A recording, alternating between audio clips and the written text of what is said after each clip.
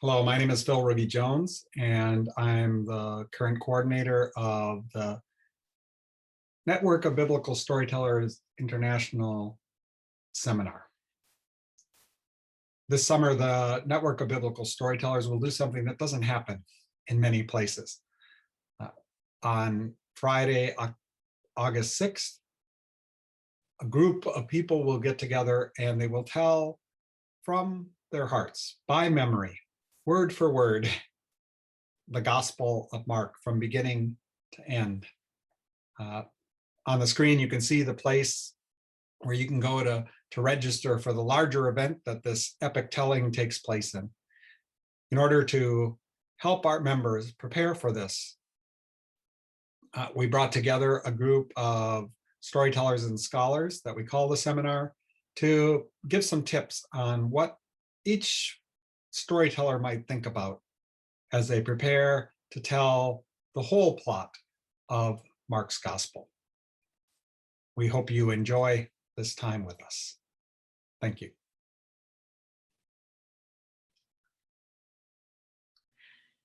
I'm Elizabeth Struthers Malvin. Usually the first thing I say about the Gospel of Mark to anyone willing to listen is that it is a story to be heard and acted upon, but I hardly need to tell that to any of you here. So I want to say the next most important thing, which I'm sure you already also know, that for Mark's Gospel, and probably for most stories, the parts only make their fullest sense within the whole. But the specific example I want to focus on briefly is the relationship of the major and minor characters as a key way the storyteller communicates with the audience. I've been told by Markan storytellers, who are also Markan scholars, that the storyteller identifies with each character in turn. That does make sense, and I have seen that in tellings of Mark's Gospel. But it also seems to me that the storyteller has a special relationship with the main character, Jesus. As Mark's Jesus tries, in his words and actions, to teach his followers, so the Markan storyteller tries, in her or his words and actions, facial expressions, voice, gestures, and movement, to teach the present audience. So the storyteller is to the audience as the main character Jesus is to the main character group, the disciples, in its expanded sense, beyond the 12, to include a number of women characters and some characters who appear in just one scene. The relationship of the storyteller to the audience mirrors significantly the relationship of Jesus to his followers. That is the thread the storyteller needs to hold on to throughout the telling. The storyteller is trying to communicate that Jesus is trying to communicate good and challenging news. The goodness of this news comes out strongly in the stories of Jesus announcing the inbreaking reign of God and healing the sick and feeding the hungry as the manifestations of that reign. These stories occur mostly in the first half of Mark's Gospel. The challenging aspect of this good news comes out just as strongly in the stories in the way section, chapters 8 through 10, and the Passion narrative, 11 through 16. But this thread of the communication of good and challenging news should underlie the entire telling as it underlies the entire Gospel. Also to keep in mind in telling Mark's Gospel is its first century origin in the intersecting Jewish and Roman worlds of the ancient Mediterranean, when characters were not developed with the psychological complexity of 19th century Russian novels. In fact, characterization was typological. Good characters were types of behaviors the storyteller was trying to convince the audience to emulate, and bad characters were types the audience was encouraged to eschew. The character types were in service of the storyteller's goals. Of course, the storyteller also wished to entertain, to teach and to entertain both, but together and in proportion. The Markan evangelist, and just the Markan storyteller, sets up the basic teaching model with Jesus and his followers, disciples broadly conceived. Early on, the disciples model good students for the audience, and Jesus counts on their assistance in spreading the word and the food. In addition, some characters with cameo appearances model the faith and joy that results from receiving healing and sustenance and being incorporated into community. But the teacher's good news that God wants the sick to be cared for and the hungry to be fed spreads not only among the students, but also within the Roman Imperium, which depends on the poor working doubly hard to feed and serve the elite. Then the lessons get more challenging. The storyteller teaches that Jesus teaches that it is not enough to spread the joy and the food. One must also be able to continue to do that at the personal risk of getting into trouble with the ruling elite. But it is only the followers of Jesus, represented mainly by the 12 male disciples and the women who, we are told near the end, were following and serving like Jesus from the beginning. It is only these fallible followers who are with Jesus constantly enough to receive both the joyful and the challenging parts of this good news. The minor characters pop up to manifest a specific encouraged behavior, or in the case of Herod and Herodias, a specific discouraged behavior. The minor characters have more than minor importance in the story, but they are not meant to be contrasted directly with the disciples, either women or men. The followers and the minor characters all have the same job from the point of view of the Markan evangelist, and thus the Markan storyteller, to communicate to the audience, both within and beyond the story, the types of appropriate and inappropriate actions to take as a follower of Jesus. The audience occasions the story. Certainly there's humor in Mark, such as the disciples' difficulty in understanding, and it's great for a storyteller to help the audience appreciate that humor, providing a little break for both. But context is key. Hold on to the thread. So I'd ask you to remember, as you tell Mark's gospel or a section of it, that the Markan evangelist and the Markan Jesus, so like the Markan evangelist and the Markan Jesus, you who have the gift of storytelling are trying to communicate good but challenging news to your respective audiences. And you, like the Markan evangelist before you, are to use all the characters, major and minor, not so much to communicate details about those characters, but to pass on to your audience what they passed on to their audiences, the good news that the reign of God is breaking into the world, so that the sick are being healed, and the hungry are being fed, and the excluded are being included, and you can take part in all of this. And not even the fact, the very real fact, that this good news is also challenging the status quo that benefits the healthy, the fed, the elite, is enough to stop the spread of the good news. Mark's Jesus never gives up on his followers, and the Markan evangelist never gives up on the audience. These are good models for Markan storytellers. Thank you for being one.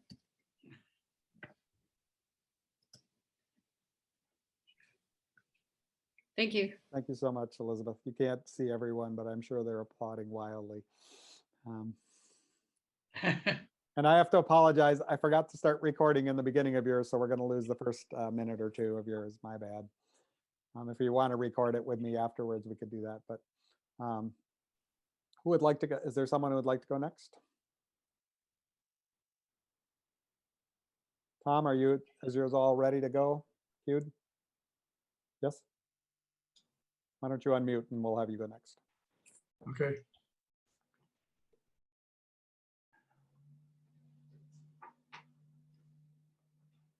Well, I want to make some suggestions about things for both the storytellers and the listeners to listen for in relation to the overall major theme, which I've called the Messiah of Peace.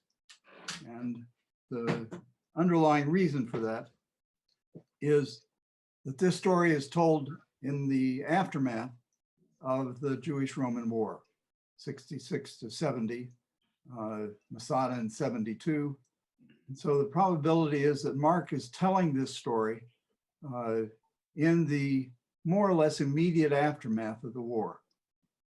It's also clear that from the storytelling analysis of audience address, that the audiences of Mark are addressed as Judeans, as Jews who have been part of then this supreme trauma in the history of Israel, the greatest disaster that has ever happened, with the destruction of Jerusalem, the burning of the temple, and the murder of between 1.5 million and 2 million Judeans in the Greco-Roman world. So you can hear the echoes of the war at several places in the story. The first is the story of the Gerasene demoniac, whose name is Legion, and whose demons are cast out as pigs, as wild boars, which was the symbol of the battle flag of the 12th Legion that occupied and carried out the major part of the war. So to think of yourself as a first century Judean listening to the story in the aftermath of the Roman Jewish War is a good idea for a perception and experience of the dynamics of the gospel.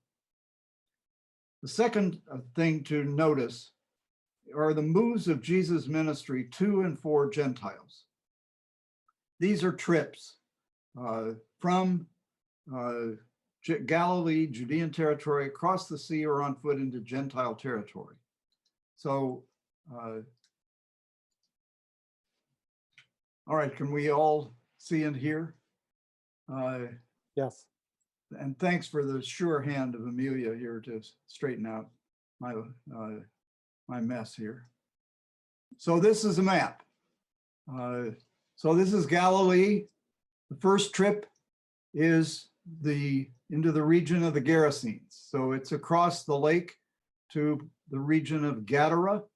The second trip is, after going back, is to Bethsaida on the east side of the Jordan. The third trip is the most extensive. It's not across the sea, but rather goes to Tyre and the region of Sidon, and then around to the region of the Decapolis. And it's here that Jesus heals and exorcises the Syrophoenician's daughter, heals a deaf and mute man, and feeds 4,000. Then the fourth trip is again across the sea to Bethsaida, and then up to Caesarea Philippi, where the Peter's confession of Jesus as Messiah, and then to the Mount of Transfiguration, which is probably Mount Hermon, which is the dominating geographical place in the whole region. And then from there, there's the exorcism of a Gentile boy. So these trips are then major moves of Jesus from predominantly Jewish territory in Galilee to the regions all around where he does good, heals people, feeds, and casts out demons. This ministry to Gentiles, there are two more moments that need to be noted in this story.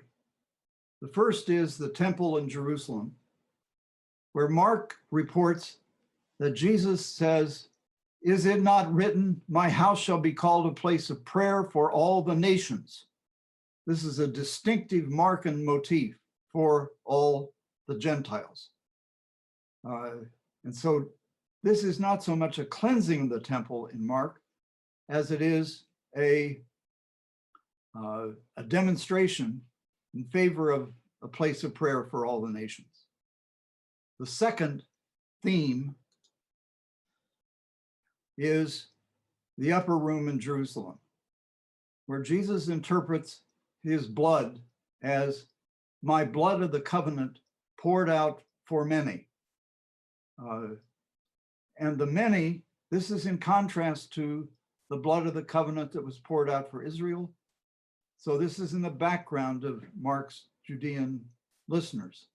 So this is my blood of the covenant poured out for Israel and for many, for those around the region, the Greco-Roman world.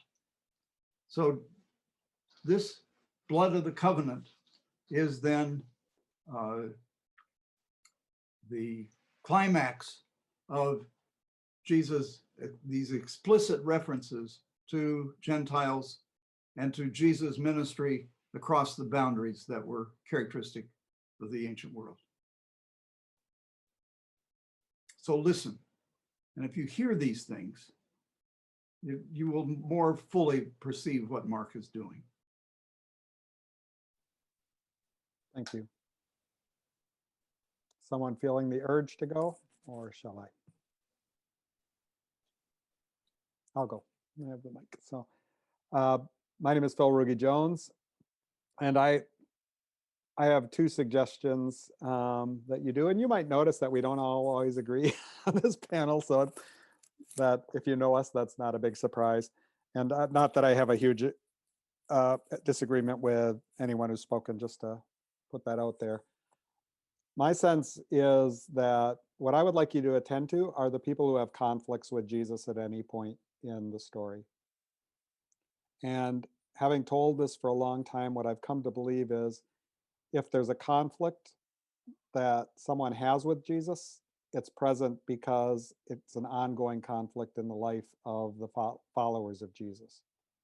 And so it's an opportunity for the risen Jesus, I guess, in a sense, to readdress the issue, clarify it, and make clear why among the Jesus followers, this is the way things have gone.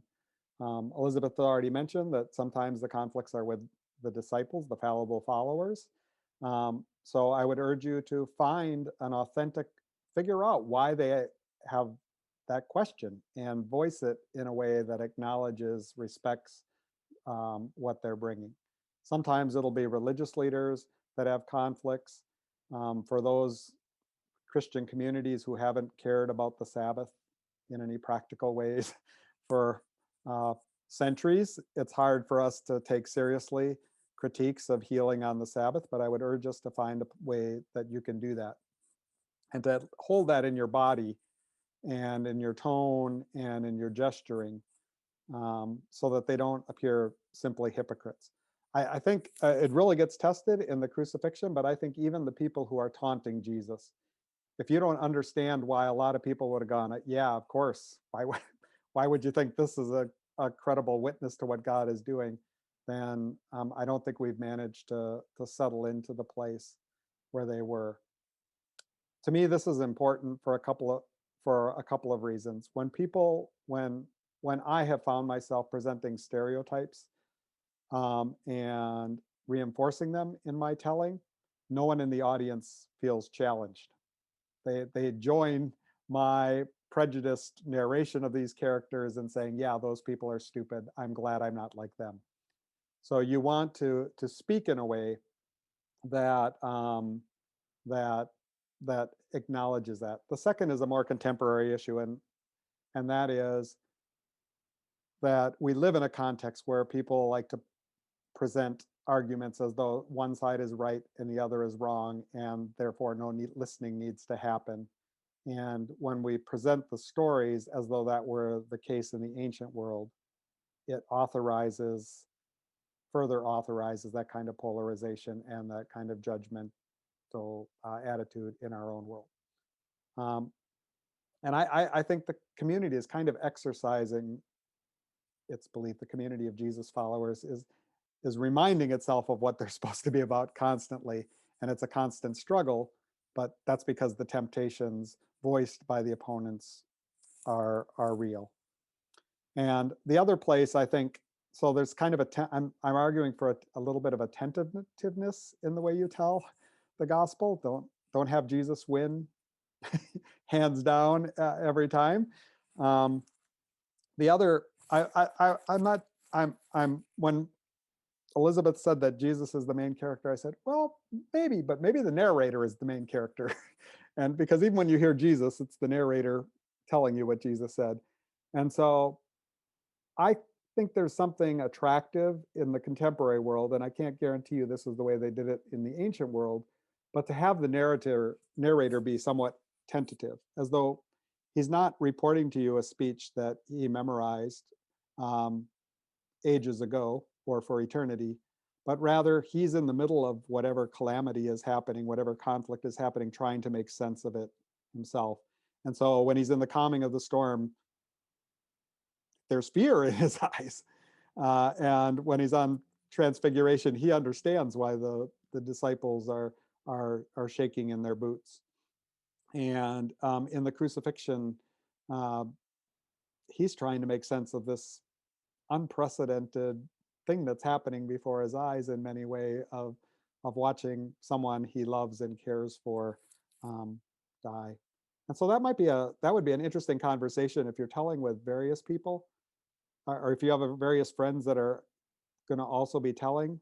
I think it'd be interesting to say, who do you imagine the character to be? Or the narrator, how do you think about the character of the narrator that sometimes we think is an invisible presence as opposed to a character? But I'm arguing that he's actually a character. And my alarm is telling me my time is up. So those are my thoughts for you all. Thank you. Joanna wanted to clean up, so Richard, I'm gonna give it to you. Okay, thank you. I'm Richard Swanson. I've been part of this dog and pony show for the whole run, and it has been a lovely run. The Gospel of Mark is astonishing, and we all agree about that. We are often astonished different ways, but we agree that it's astonishing. The thing that strikes me when I look at this, and this is a really nice place for me to enter, because what Elizabeth said and Tom said and what Phil said flow into what I was trying to think about. When we perform the story of the Gospel of Mark, we're performing a story out of a world long past, a world in which Jesus lived. But we're performing a story that was itself performed first, as Tom said, after the disaster of the crushing of the first Jewish revolt. And that means that just to study it, we need to note that the story was composed years after the events in a particularly neuralgic moment in Jewish history. And that is real and powerful. The story is therefore told in a way that is relevant to a world that has seen 1.5 million or 2 million Jews slaughtered. Crucifixion after crucifixion after crucifixion. I teach at Augustana University, and a lot of my students come in imagining that the only person ever crucified in the history of the world was, well, Jesus. Isn't that what he was born to do? Well, no. And that difference matters. The fact that the people who composed this story knew what crucifixion smelled like, sounded like, looked like, needs to be remembered. But the third world is also important here, because we're telling the story now. And all of those things are important for 100 reasons, but they're important especially if you are considering the Roman context, which is the piece that I'm looking at today.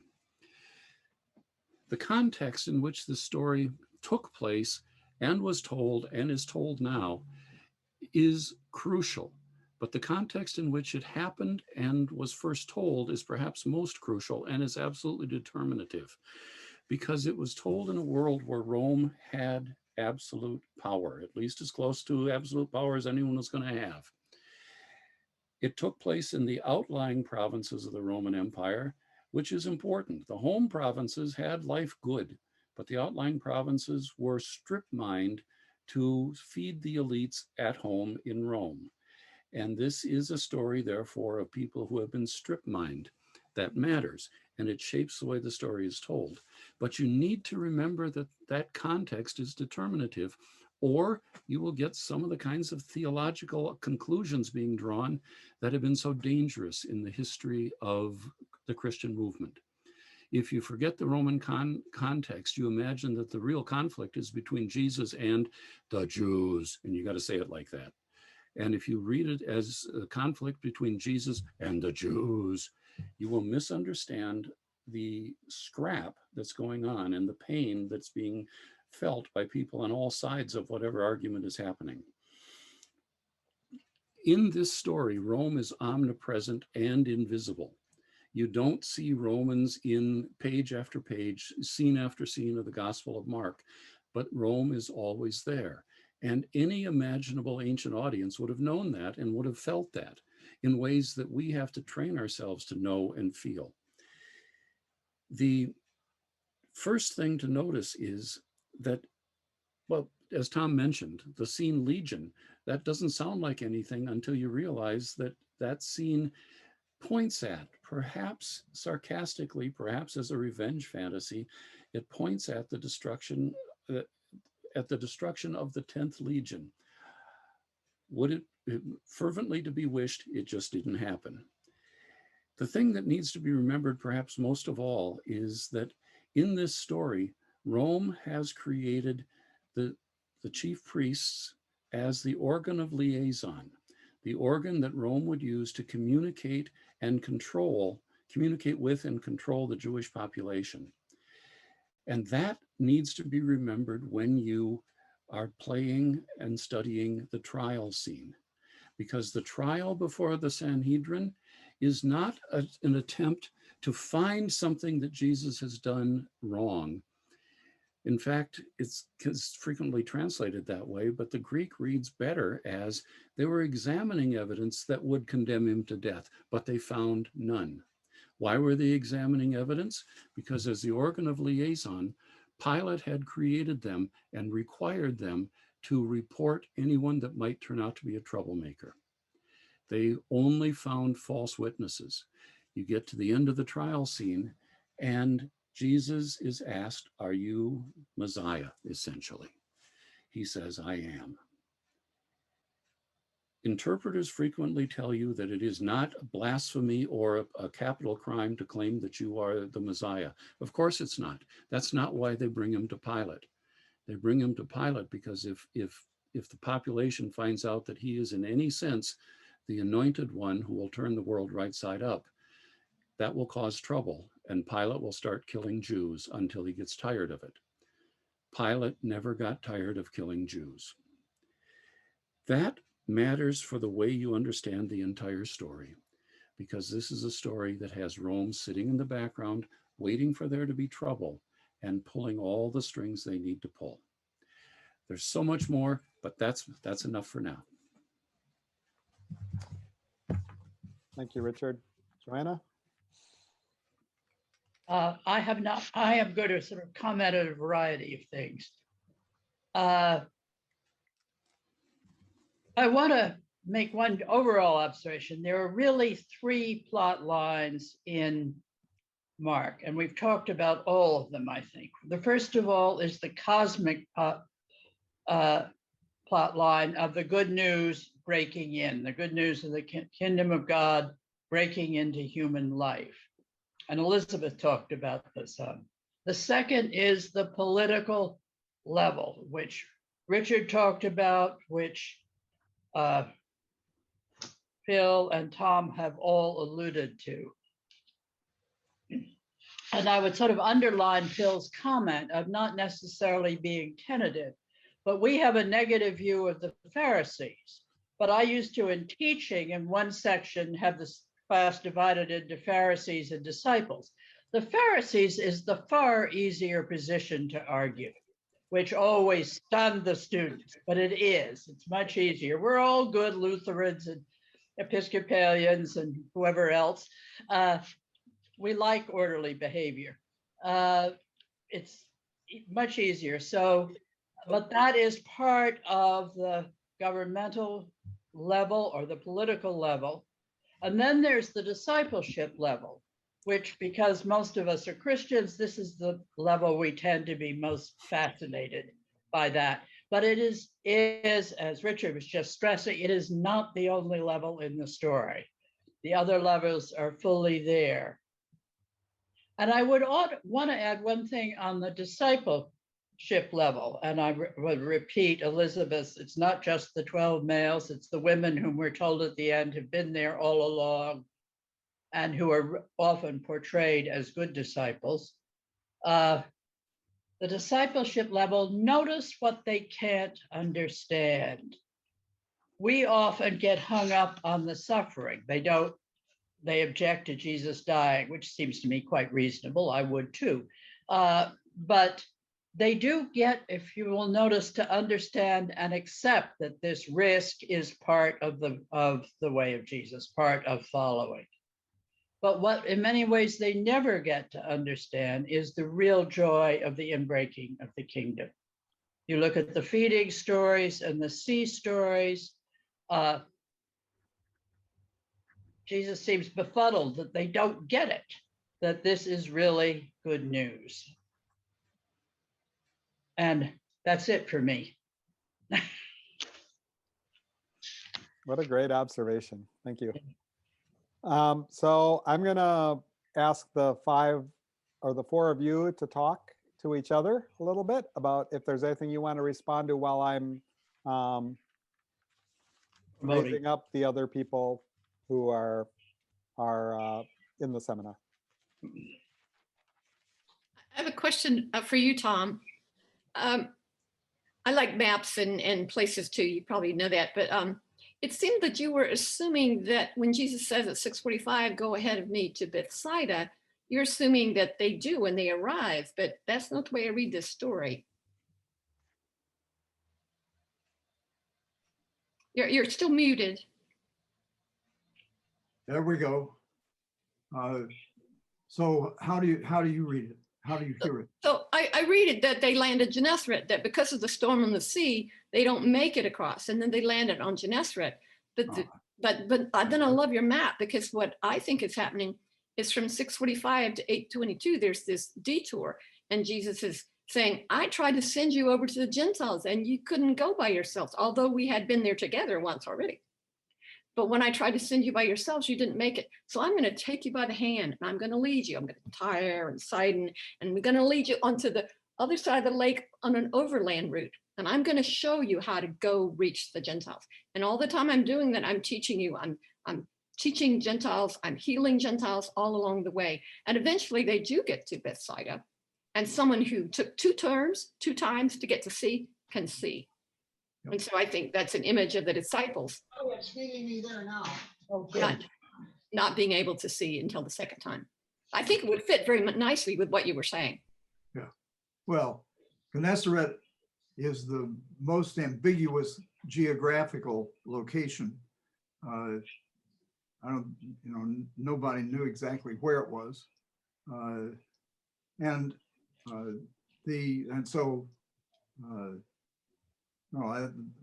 What you're saying sounds fine to me. The important thing is that there is this movement in the story toward the Gentiles. And in the aftermath of the war, this is extraordinarily striking as a story that Jesus does good for the enemies, for those on the other side of the Jewish-Gentile divide. And that would explain why the disciples have such a hard time understanding that, and what Phil said about the problem of accepting the Gentiles as included in the people of God. It's difficult for the disciples because it's probably difficult for Mark's audience or some in the audience. Exactly. Yeah, I mean, one thing about Phil, if the narrator were a character, then he's the character of the implied author. So from the point of view of the implied author, the narrator is a character, but he's a different type of character. So I think it's the implied author is overall. And I think we've argued this before about when you're the storyteller, it seems to me you're more like the implied author than you are like the narrator. Right. Because you set the whole thing up. Well, and that role of the narrator, something that I did not address is the dynamics of audience address of the narrator, both addressing the audience directly and then presenting characters, mainly Jesus, interacting and addressing the audience as you, sometimes scribes, sometimes disciples. So it's an ongoing dynamic, and is part of what makes the story interesting, is those changes in the narrator's position, who he's presenting, who she is representing. And so it's a very different mix than we are used to.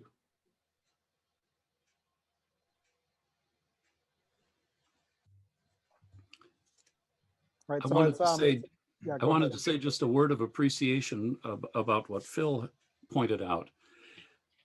The matter of respecting the questions that people ask Jesus seems to me to be absolutely crucial. Partly for 100 reasons, Partly the story works better if we don't have to have some people wearing the bad guy outfits and Jesus always glowing in the dark in his good guy suit.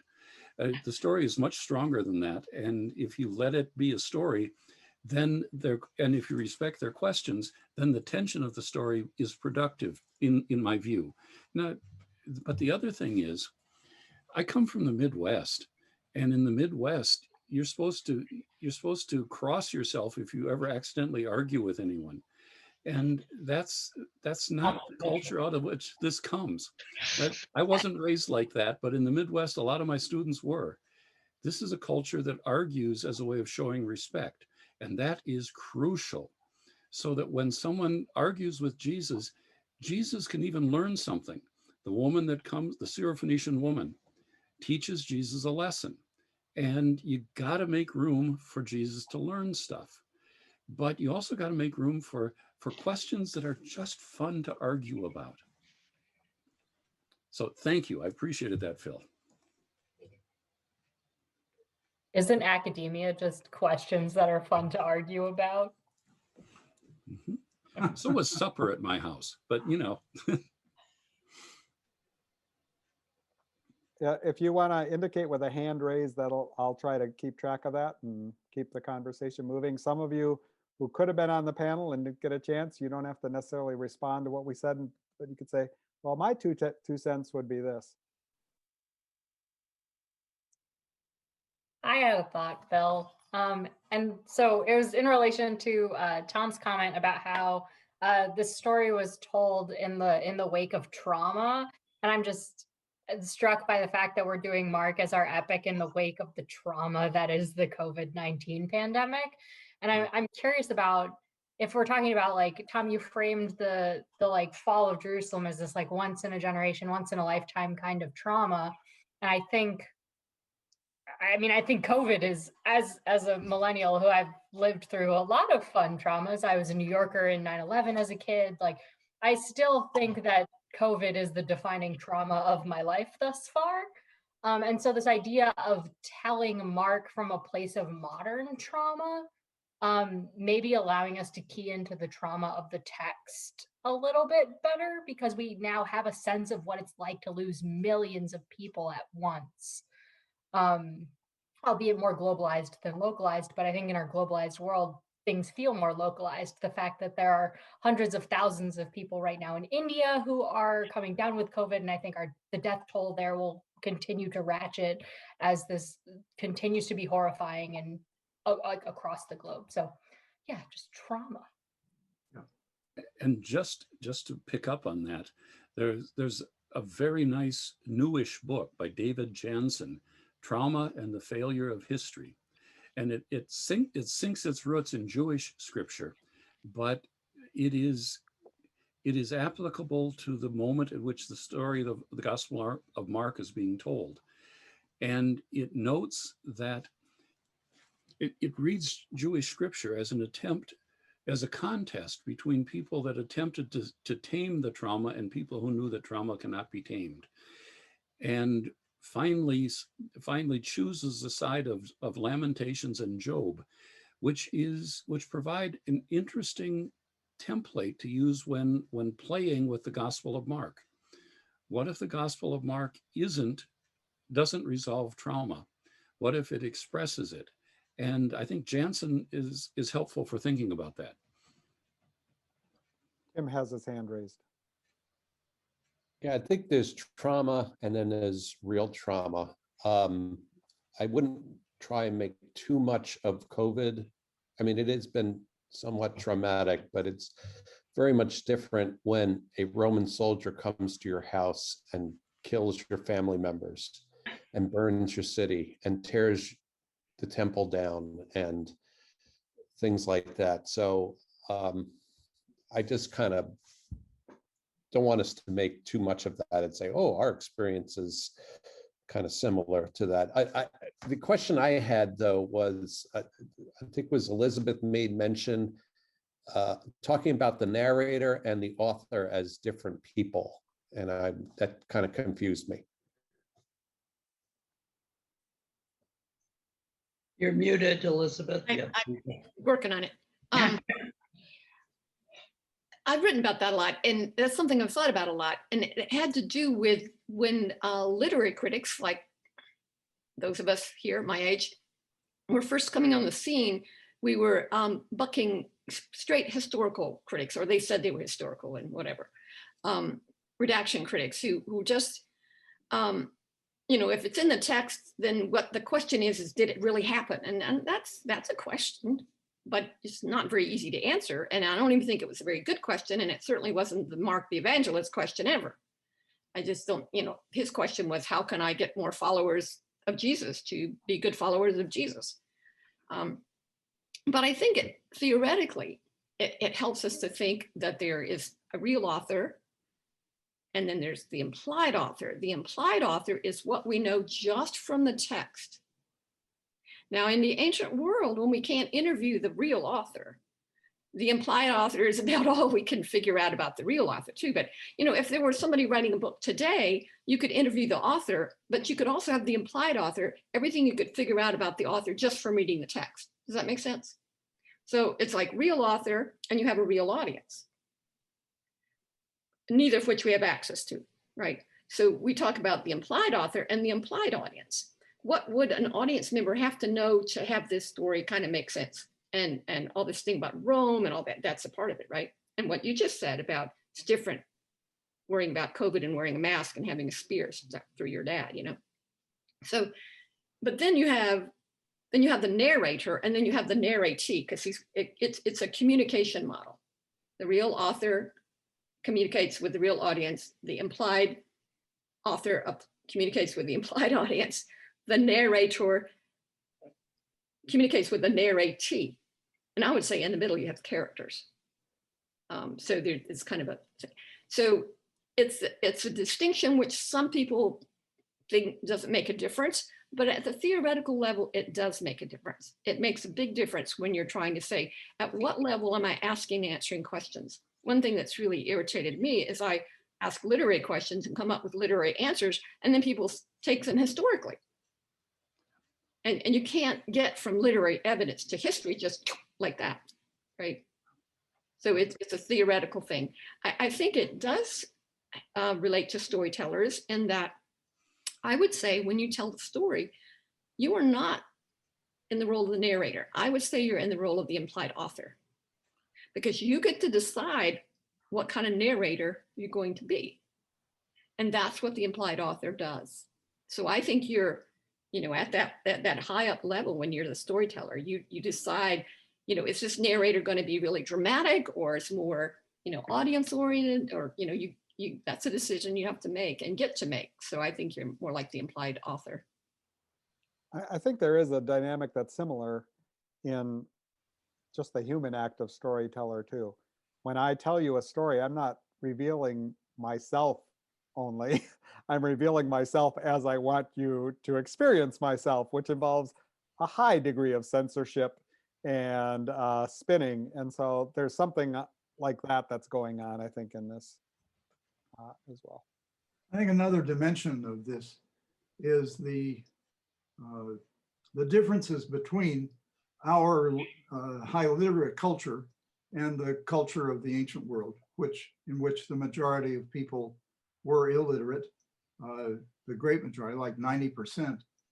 And that my inference is that Mark was composing, whoever the implied author is, was composing this for storytellers, each of whom would then tell the story in their own way, and that there are a variety of storytelling approaches that are implicit both in Mark and its largely unknown history, and then as it spins out in the Gospels of Mark, or of Matthew and Luke and John.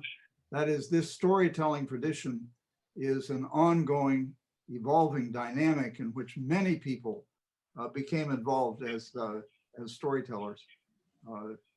So it's not just a one-time person with one listener. It's a much more complex and varied sociological development that led to this multifaceted gospel tradition.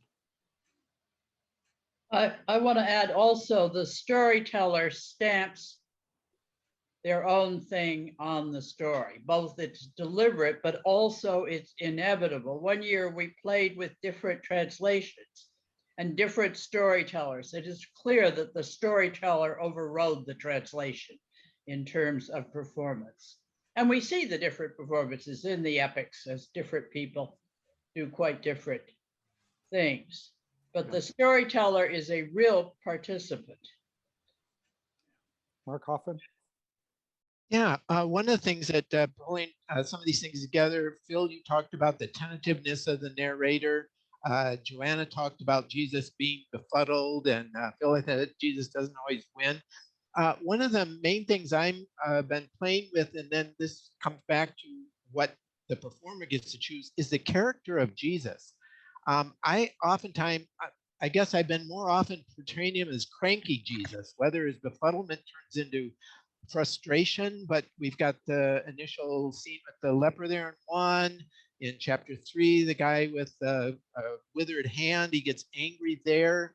I see Jesus frustrated with the Syrophoenician widow when a woman. I see Jesus frustrated with the disciples when they wake him up. And so I'm just wondering to what extent now here the narrator and how others of you have dealt with that, you kind of end up with a sort of cranky or frustrated Jesus. That seems to be one of the key sort of decisions the performer has to make.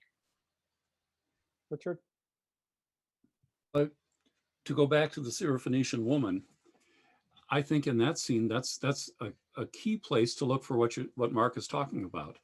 Because as I have played that through the years, Jesus is in the end frustrated with himself because he had to learn in not entirely public, but with people there watching him, he had to learn that what he just said, he should never have said. His mom would so have talked to him for saying that kind of thing. And he had to learn it. And and that plays out in the fact that when the woman returns, she finds her child, in RSV says lying on the bed. The Greek says ebalon. She found the child thrown upon the bed. The frustration even extends to the way the demon was expelled, at least to my ear. Elizabeth? I just want to add that Jesus does that learning from a woman in public, in front of his disciples, because that's on the detour. And he's trying to say, you guys, look, you can learn from people who are not like you. And I can learn from people not like me. And so it's his learning, but his using his learning as a teaching to the disciples. And then you storytellers have to do that, like, yeah, you're teaching, so really embedded. I want to know if that's true. Somebody have a Bible? I don't have a Bible handy because I think it says he's in the house with a woman alone. I don't think the disciples, I think it says that he went in the house and he's with a woman alone. It's at a distance. He's not in the house. You were talking the Syrophoenician woman, Yeah, right? the Syrophoenician. I think the disciples are assumed to be there too. Sorry, Elizabeth. He went into a house he wanted no one to know. There was no hiding him. Okay, so you don't think the disciples were there? I don't. But to me, what makes that interesting? The audience is there. The audience is there. And if that's the case, somehow they heard the story, which means Jesus went back to the disciples and said, oh, what a day. Let me tell you what I did today. Which is, to me, like a really admirable thing, that if Jesus could admit to his fault, like that would have been the story. I'd just say, I think I'll just keep this one low, and not tell anyone. But I don't know. I mean, I think there's multiple ways you can go, but that's. Yeah, I see your point. Well, Matthew puts all the disciples in there. They're the complainers in Matthew. So. Right. Richard, you wanted to come back? Just very briefly, in working with a group of first-year students on the Gospel of Mark, a young woman suggested that the storyteller is the one who composed the story or who bridged the event to the telling of the story is the woman who anointed Jesus. She's the one who made him the Messiah. No one else thought of it. And it works rather well if a woman who was always there tells the story on Jesus. So we had somebody who asked a question in the chat. And I would like us to dedicate 7 or 8 minutes to it because we could spend the rest of the time on it. But they're wondering who different scholars and storytellers here imagine is the original audience. Are they, and particularly were they Jewish or Gentile? Mixed. Nick. Predominantly, we can identify that the audience is addressed predominantly, with only one exception, which is the explanation of Jewish customs in 7. The audience is addressed as Judeans, as Jews. It doesn't mean that they all were. Clearly, Gentiles are included. But that the overall cultural perspective of the audience is seen clearly, for example, in the story of the Gerasene demoniac, which is clearly addressed to persons whose norms are not those of the Gentile Roman community in relation to their evaluation of pigs as a primary food source, not in Israel. I mean, I think that would also tie into the idea that, like, at this point, burgeoning Christianity is still technically a Jewish sect. So even if it's a mixed Gentile Jewish audience, if you've sort of accepted Jesus, you've joined the Judean camp, regardless of whatever your prior status was. Right. So Yes. mixed, but with the assumption that you've accepted at least significant pieces of Jewish identity to be a Christ follower. I mean, Paul has many things to say about that, but we're talking about Mark, not Paul. Right. I think the narrative is good enough that it was repurposed in all kinds of contexts. And I don't know the form we have, where it's had its greater life, but I think it was probably told sometimes to groups that were exclusively Jewish, sometimes groups that were exclusively Jesus followers of Jewish people. Sometimes I think it probably was told to Gentiles without anybody but the storyteller there. And that's one of the problems we have in having a written text. We imagine that it was fixed and always told the same way, but I imagine it was much more fluid than that. Everything we know about orality and even our own experiences of telling would indicate that it's much more fluid. So. Well, because I mean, even the manuscript tradition is more fluid than like the Bible we hold in our hands today would imply. It's, Right. I mean, even our like Greek New Testaments are composites of multiple manuscripts that say different things. So I think it's our literate mindset that's like, once it's in print, it is a static thing, where in antiquity that wasn't even the case. It could be in print in a number of different flavors. Yeah, but it wasn't in print for 1,500 years, so. Right. You're right. And I doubt that the text that we have there were still probably emendations made into the 3rd and 4th century. We don't know quite how close it is, though I originally think it was composed shortly after 70 CE, but I don't know. I'm sure there were changes that occurred in the intervening centuries. But we essentially don't have a complete manuscript until the 4th century. Right. And for what it's worth, Daniel Boyarin plays with the idea, recognizes the idea that there might not have been any Christian community apart from an existing Jewish community until the 4th century. He entertains the idea, he doesn't argue it, but that's worth thinking, because it means that these stories would have been told in the context of a Jewish community, largely, up until we have the existing manuscripts. Maybe not that long, but I think that's a very important perspective.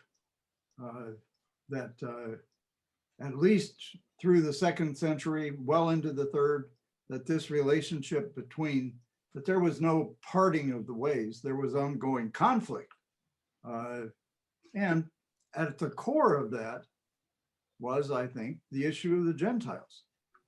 And how do Jews relate to Gentiles? And so that is an issue that I think is in the background of Mark and continued to be an issue. Cynthia, I've are been you trying struck. to unmute? Cynthia, are you trying to unmute? Elizabeth, you had your hand up. Oh, I was just parting of the ways. The way I've been explaining that to laity recently is the parting of the ways is not it's parting of the ways between Jews and Gentiles. It's not a moment, but a process.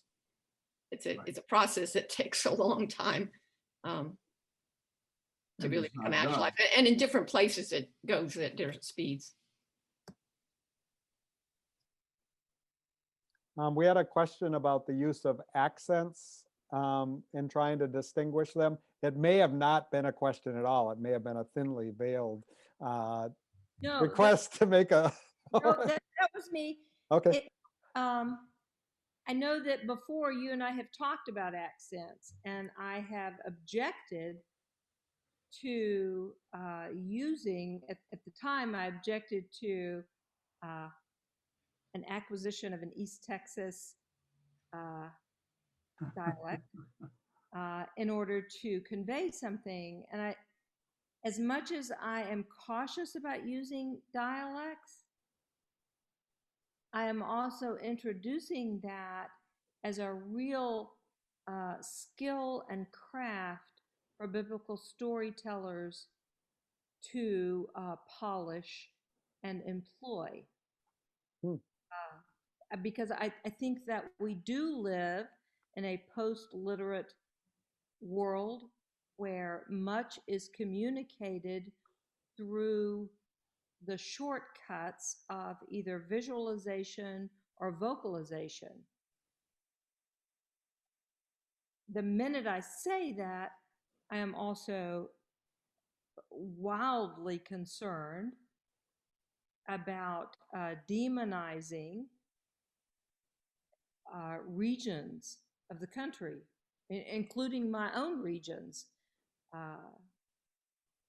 So I just put that out there that Mark is a wonderful opportunity to explore different voices, literally different voices, but to caution how quickly we as biblical performers and biblical storytellers and dramatists, many of us are quite adept at mimicking dialects. And myself included, we usually do that pejoratively. So I'm both offering it as an effective device and immediately cautioning against using it. That's all.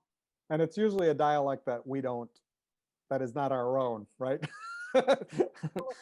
Of course, it's not one that's our own.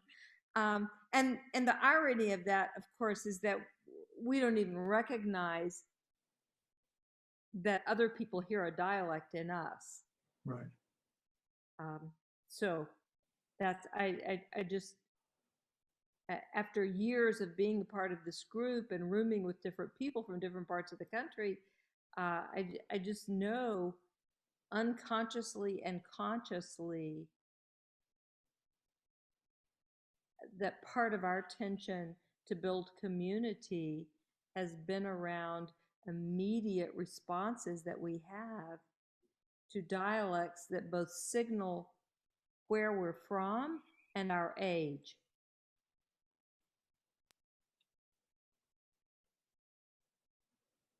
So the Canadians would say, be careful about that. No, the Canadians would say sorry first.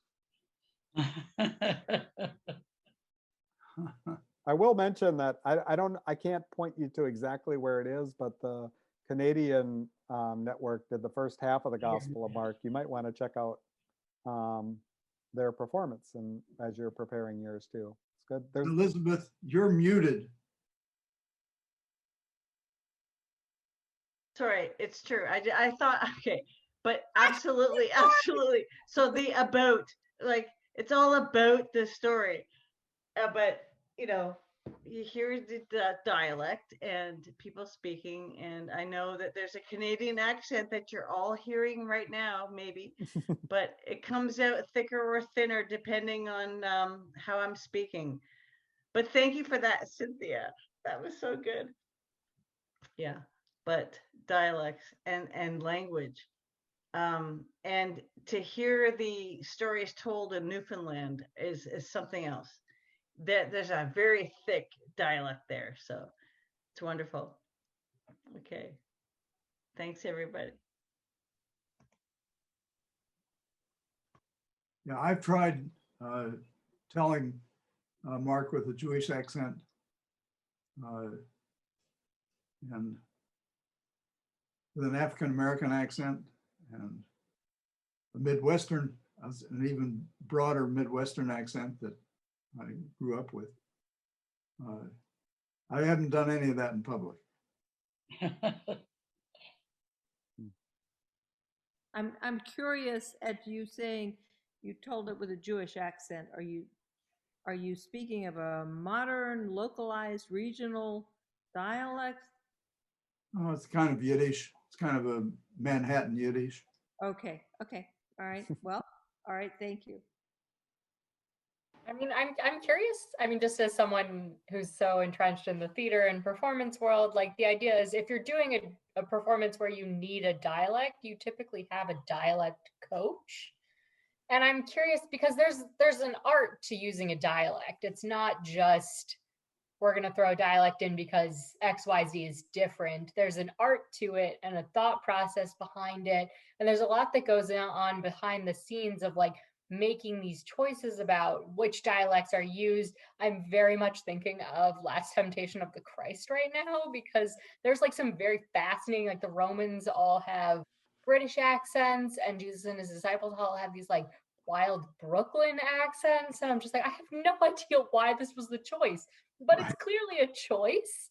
And I'm curious about if there's a way, and I would say that if we wanted to do this in our storytelling, I would say it's only responsible if it's done with a dialect coach, because otherwise you fall into stereotyping, which is a problem.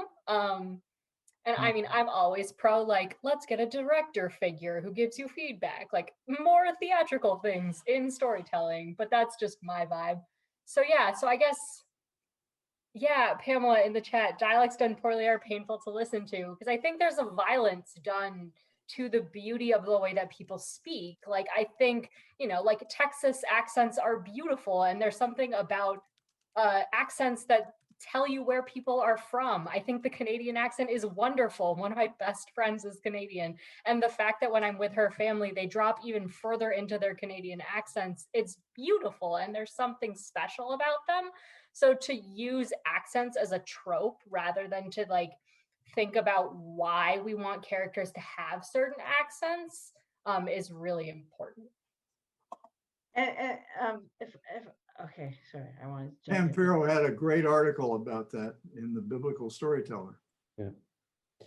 And I would say it's who hasn't a dialect. I've seen a couple of performances of Mark where it's only the Pharisees who have a Jewish accent. Yes. What are we communicating there? If you're going to do a Jewish dialect, everybody should have it, including Jesus. Especially including Jesus. Yes. It's one of the problems that goes with translation, because especially around the arguments about halakha in the Gospel of Mark echo the arguments that you can read in ancient Jewish halakhic discussions. They are abbreviated the same way. They speak the same shorthand. And on the one hand, as a translator, you have to render that, but you got to make sure that you're not doing violence, and that's not simple. But it is part of the beauty of the language, recognizing that those discussions where Jesus and his interlocutors both speak recognizable halakhic discussion language. Marty would like to jump in with Elizabeth first to finish this thought because it's a new topic. Finish that. So in terms of language, one of the benefits that I gained doing my undergraduate in Aboriginal studies is the notion of First Nations come at language and communication not just through words, right? but through everything, through the holistic, experience, right? And so the thing about what we can convey through our telling is not just the words that we speak, but of course how we speak them, and how we are relating to, well,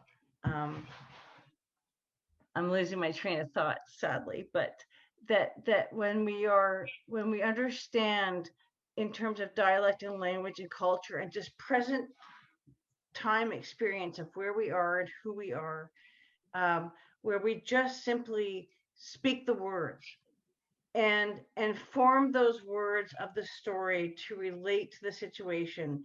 The language is broader than the words that we speak. That's the point I'm trying to make. The language is broader than just the words that we speak.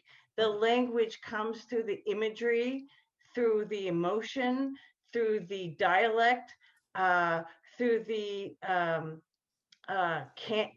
cadence in which we tell. There's so many ways to tell, and those are all integral to the oral experience. So that's so language in a broader term isn't just about words. It's about everything in terms of culture and worldview, and how we might convey that through our own experience as storytellers. Thank you, Phil. Thank you, everybody.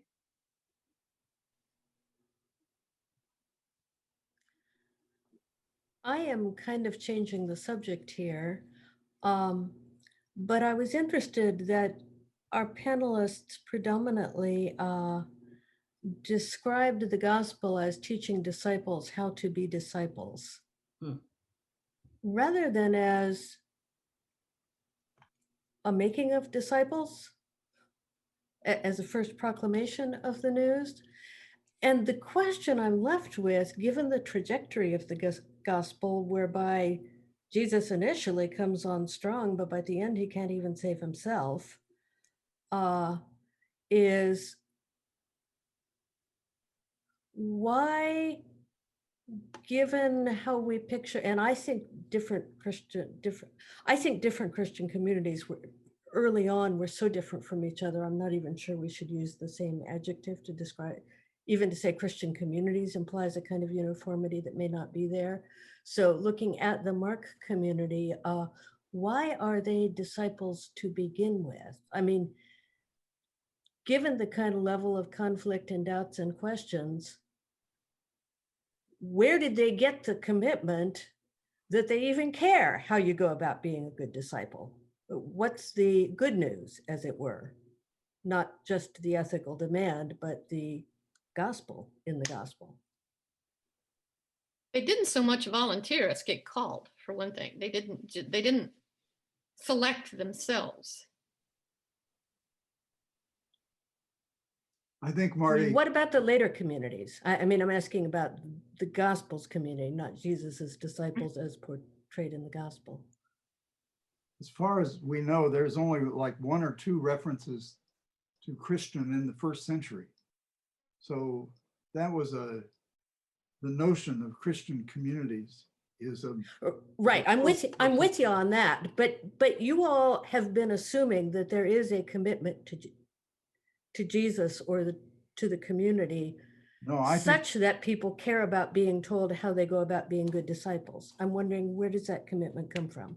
No, I think your initial statement that for the majority of listeners to Mark's gospel, that these were people who were perhaps disciples in prospect, but that part of the function of the gospel is an initial experience of asking questions, of being engaged, that it's a first time hearing is in Mark's implicit in Mark's purpose. And if so, what message is the gospel giving them about why they should stick around? In breaking of the kingdom of God. I think they're still expecting the end soon. Just hold on. It's coming. And furthermore, it's good right now in Mark. You will be fed. I think it's also that Jesus' nonviolent strategy is a way of survival in the midst of the aftermath of the war, that has viability, and that purpose, that response, is part of what the formation of discipleship is about in Mark. Tim? And I think just this communal affirmation, Jesus calls disciples immediately, just in the very beginning. It's like, because the inbreaking of the reign of God is not a solo thing. It can't be done by one person. It has to have a community. But if you're a part of it, then you have new brothers and sisters. You have a family that maybe you didn't have before. So that there's community building in being a disciple. I think that was a value. I think that was probably a value of people in the real world. It is today among Christians. It is today to be a part of a community. It's still a value. I have a queue with Tim, Cynthia, Richard. If Cynthia was indicating, nope, Tim to Richard. I don't think of it in terms of discipleship, and that's a long discussion, but I understand the reasons for thinking of it that way. I just don't find myself doing that at present. I think of it as a story about Messiah crucified. And in the aftermath of the war, it seems to me that this is a story that draws every audience into reflection on what it would ever mean to hope in a world where God's agent to turn the world right side up can be crucified. And I think that's a profound reflection and has deep Jewish roots. Cue David Jansen again. The reflection for Jewish faith has always been, if God is God, how come the world is the way it is? And I think the Gospel of Mark is continuous with that. And to the extent that its audience is God-fearers or whoever, people of Gentile background, it is an apprenticeship in how Jews hope and recognize catastrophe. That's what I think it is as a story. I think, so this is based on contemporary tellings, but that where people connect most powerfully to the narrative is when Jesus cries out from the cross. And so I think there's something in the last part of the narrative that becomes a vessel that can hold people's grief that is kind of hard to hold together, and that they don't find answers in that, but they find comfort in that, and that they're like the solidarity. And so in a strange way, Jesus in utter abandonment, crying out in the cross, makes them feel like he's with them in the same way in the early part of the narrative, he's with people, bringing them healing, teaching them about the inbreaking of God. That's very much experiential, having told it to people and what they want to come and talk to me about. They always want to talk about, my God, why have you forsaken me? My goodness, it sounded like he really couldn't see God. And then his cry is my cry.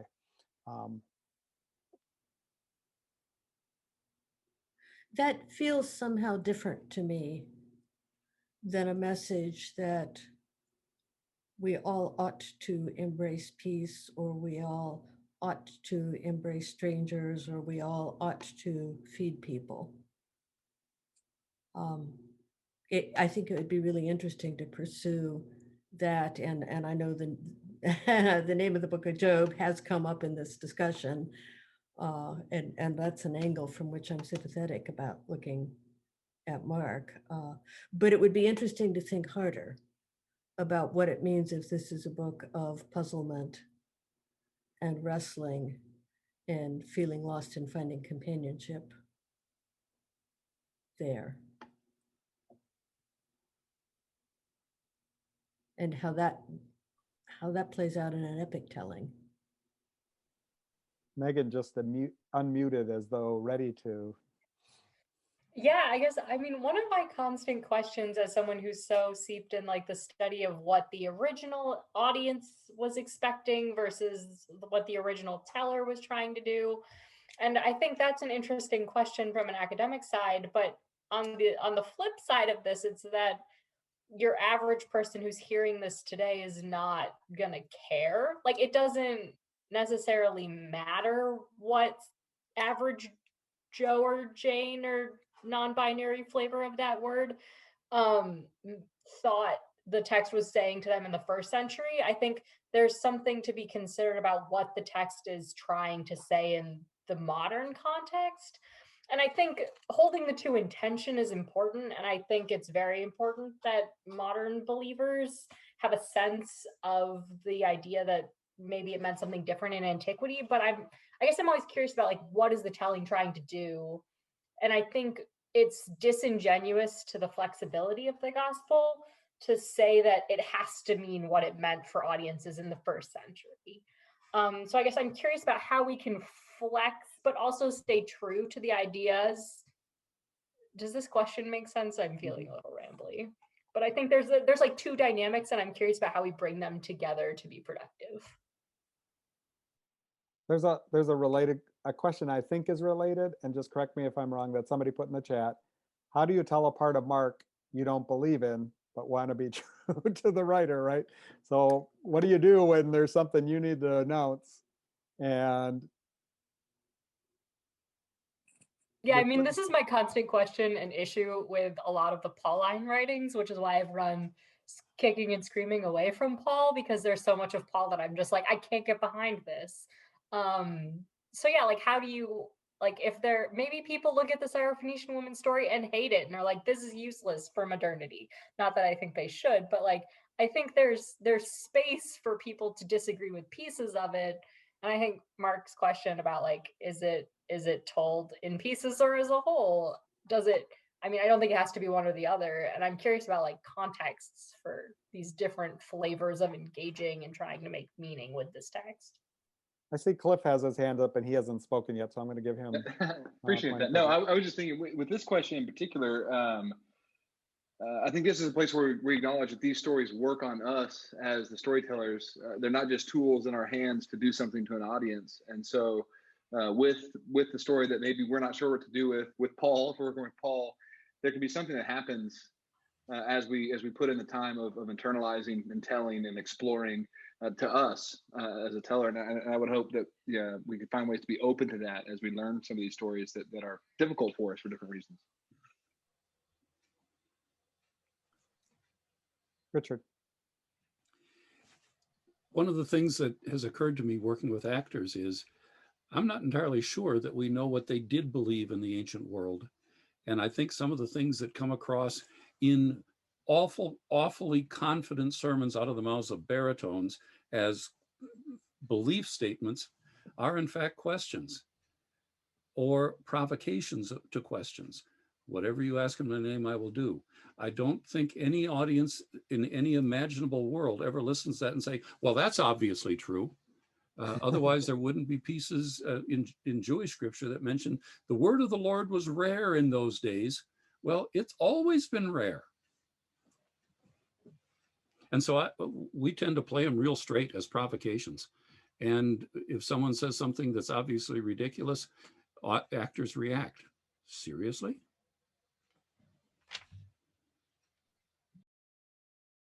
In response to Megan's question, which I think is an important question, one of the reasons why historical study matters is that the history of interpretation of Mark, for example, has been fraught with people reading it as anti-Jewish. And the question of whether that is an authentic reading, an authentic experience of Mark, an interpretation of Mark, is still a live question. There are people who are using the Gospels as a basis for anti-Semitic polemic, and that what the Gospels are about was criticizing and demonizing Jews. And so the question of whether that was what was intended, whether that was the original meaning of the stories for the original audiences, I think does matter a lot, because there is about these stories such profound distortions that have happened over the centuries and that are very present now. Yeah, Tom, I would agree. That's like that's why I think like they need to be held in tension, because I think it's very important that we point to the idea, like that's one of the fruitful things I think about pointing to what the original meaning was. And I absolutely agree with that statement. Bob Fowler, it looked like your fingers were twitching like you wanted to say something, so, but I might be misreading the cues. No, okay. But we love seeing you here. It's been a while, so it's great to see you, Bob. Yes, it is. Also, to Megan's question, the political things we've talked about with Rome, you know, a lot of people tell the Gospels as if they have no political impact at all. And that's just so misleading. It's all spiritual. You know, that's very misleading too. I'm glad that all of my like things we should keep from antiquity are also the things that you guys are like, we need to keep these things. It makes me feel like I'm on the right page. I would like to thank everyone for being here. I do not have permission from the scholars to say this, but every one of us would love, if you have a question about a particular passage and you want to send it to us, to say, how do I do this? We are people who love engaging biblical texts. Many of us obsessed with Mark, and we would be happy to talk, point you to the place in our writing where we already articulated that, or learn from you in the conversation and see where your struggles are. So you can do that. Or if you're newer to the network and you're like, I don't know which one, I'll put my email in the chat and you can send it to me and I'll have a good idea of somebody who would be fun to talk that through with. So, well, we didn't know how this was going to go, so I'm pretty pleased with the way it went. Thank you. If you haven't registered yet for the festival gathering, you can do that now, and we're getting closer to the early bird, the change in cost for early bird. Those who went last, it will be a Zoom event, which means it will be more international and less expensive this year. And so we would encourage you to also tell your friends who have a little continuing education money in their own pocket and their institution's pocket to steer some of it in the direction of the network. Blessings, y'all. Thank you, Phil. Yep. Yeah, thank you, Phil, for all of your work organizing us. Yep.